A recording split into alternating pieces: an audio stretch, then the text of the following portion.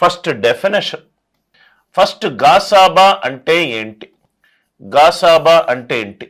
First concept, నేను ఒక 2 సహజ సంఖ్యలు తీసుకున్నాను, 6 and 9. నేను ఒక 2 సహజ సంఖ్యలు తీసుకున్నాను, 6 and 9. స్టెప్ నంబర్ 1, 6 యొక్క కారణాంకాలు రాయండి. 6 యొక్క కారణాంకాలు రాయండి. సార్ కారణాంకం అంటే ఏంటి సార్? అది సహజ సంఖ్య ఉండాలి మరియు ఇచ్చిన నంబర్ని పర్ఫెక్ట్గా డివైడ్ చేయి ఉండాలి. సహజ సంఖ్య అంటే 1 నుంచి స్టార్ట్ అవుతుంది. 1 6 are 6. 1 అనేది ప్రతి సహజ సంఖ్యకి కారణాంకము. 2 3 6, 2 అనేది కారణాంకము. 3 2 6, రైట్? 6 6 6. ఇవన్నీ ఏంటి సార్? కారణాంక. ఇవన్నీ ఏంటి సార్? కారణాంక. ఇవన్నీ ఏంటి? కారణాంకాలు. ఫ్యాక్టర్ అనేది, కారణాంకము అనేది ఎప్పుడూ కూడా ఇచ్చిన సంఖ్యకు తక్కువగాను లేకుంటే ఈక్వల్ గాను ఉంటుంది. Factor is always less than or equivalent to 9. ఒక సహజ సంఖ్య తీసుకున్నాను 6, 6ని భాగింపబడే అన్ని కారణాంకాలు రాశాను. ఏంటా కారణాంకాలు? 1 2 3 6. అలానే 9 అని ఇంకో సహజ సంఖ్య తీసుకున్నాను, దానిని భాగింపబడే కారణాంకాలు రాశాను. 1 3 9. 1 3 9. డెఫినేషన్ చూడండి సార్. HCF కారణాంకాల్లో 2 సహజ సంఖ్యలు, 2 కావచ్చు, 3 కావచ్చు, 4 5 అలా ఏదైనా కావచ్చు.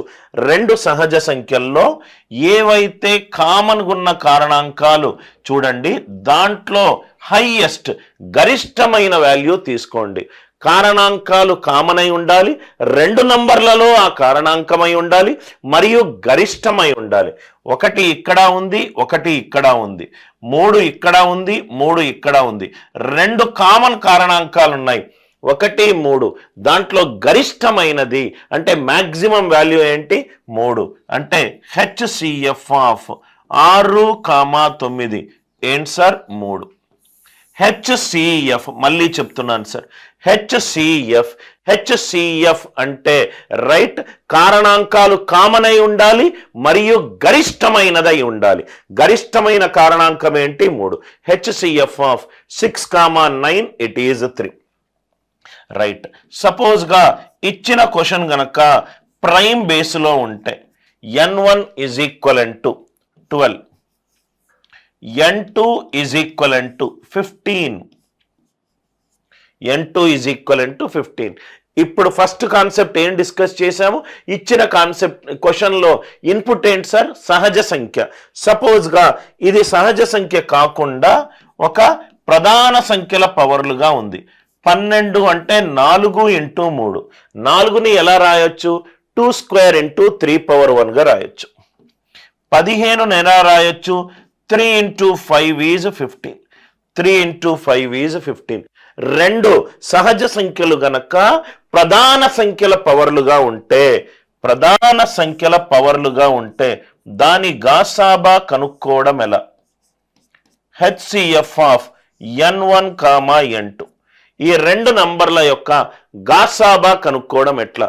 ఇచ్చిన నంబర్లు గనక ప్రధాన సంఖ్యల పవర్లుగా ఉంటే ఆ ప్రధాన సంఖ్య రైట్ రెండిట్లోనూ ఉండాలి. ఇక్కడ 3 power 1 ఉంది, ఇక్కడ 3 power 1 ఉంది, రైట్? సో కాబట్టి ఆన్సర్ ఎంత? 3 power 1. ఇచ్చిన క్వశ్చన్ గనక ప్రధాన సంఖ్య పవర్లుగా ఉంటే ప్రధాన సంఖ్య ఏదైతే రెండిటిలో ఉందో ఆ ప్రధాన సంఖ్య పవర్ తీసుకోండి. ఏదైతే రెండిటిలో ఉందో ఆ ప్రధాన సంఖ్య పవర్ తీసుకోండి. కామన్ ప్రైమ్ బేసెస్ రెండిట్లోనూ ఉండాలి, రైట్? నేను తీసుకునేటి ఈ కారణాంకము అనేది ఎప్పుడూ కూడా సహజ సంఖ్య కూడా కన్నా తక్కువ. అంటే గాసాబా కనుక్కునేటప్పుడు లోయెస్ట్ పవర్ ఆఫ్ తక్కువ వాల్యూ తీసుకోవాలి. ఎందుకు సార్ తక్కువ వాల్యూ తీసుకోవాలి? కారణాంకము అనేది సహజ సంఖ్య కూడా తక్కువ కదా సార్. సో కాబట్టి తక్కువ వాల్యూ తీసుకోవాలి. ఇచ్చిన నంబర్లు ఇచ్చినప్పుడు దాని కారణాంకాలు రాయాలి, కామన్గా ఉన్న కారణాంకాలు చూడాలి, దాంట్లో గరిష్టమైన కారణాంకం చూడాలి. దాంట్లో గరిష్టమైన కారణాంకం చూడాలి. సపోజ్ ఈ నంబర్కి చాలా కారణాంకాలు ఉన్నాయి, ఈ నంబర్ వేరే నంబర్కి చాలా కారణాంకాలు ఉన్నాయి. ఇలా కనుక్కోవడం అనేది బాగా టైం కన్జ్యూమింగ్. డెఫినేషన్ అర్థమవుతే చాలు, ఇంకా బెటర్ మెథడ్స్ ఉన్నాయి. సపోజ్గా సెకండ్ దానికి ఒక ఎగ్జాంపుల్ చూడండి. సెకండ్ దానికి ఒక example, n1 is equivalent to 2 power 7 into 3 power 4 into 5 cube. 2 power 7 into 3 power 4 into 5 cube.